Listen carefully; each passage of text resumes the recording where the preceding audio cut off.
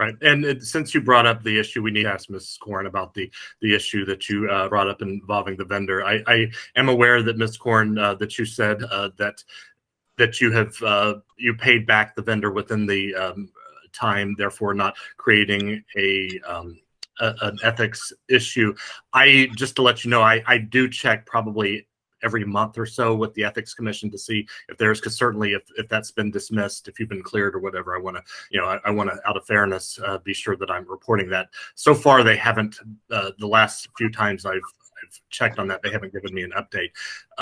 Do you have anything as far as what you could say as far as the status of that, or do you want to respond to what Mr. Zeman said? I'd be happy. So what I can share is that before we went on that trip, I reached out to legal counsel at the school district to ensure that my taking that trip was something that was not a concern from an ethics perspective. I did receive that back in writing, that it was not, that there were steps that I would need to take, which I took. In fact, have the checks that I wrote were in excess of what I would have otherwise been required to do. I shared those.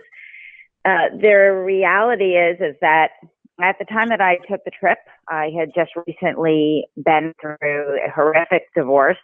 And so it was an opportunity in which myself and my children very much needed to just get away and have an opportunity to have a little bit of space and downtime. To this day, it is one of my kids' favorite trips because it really truly was just time to relax and get away. In the meantime, after that trip, there was a vote in which Johnston, who was a competitor to the Herff Jones Polari, did come to the board for the first time since I had been a board member, and I voted to bring in Johnston as a competitor to Polari. And the fact that there have been votes since just speaks to the fact that the contract's coming up and there are differences and changes to those contracts. And in the most recent vote, unfortunately, the information that staff had provided to me in terms of what they were supporting and why they were supporting it or actually withdrawing it was not actually aligned with what they shared publicly. And so it was very concerning because I actually did not think it was ethical to walk you were they presented.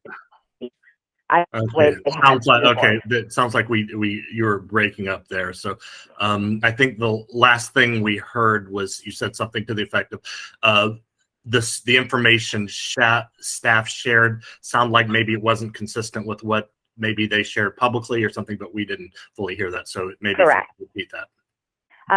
So what staff shared with me was not what they shared publicly. And the information did not align. In fact, the steps that they were taking were, for me, not ethical by not moving forward. They had reasons in which they said that they were removing the item were not the reasons in which they had shared with me. And the reasons they had shared with me did not meet that ethical standard.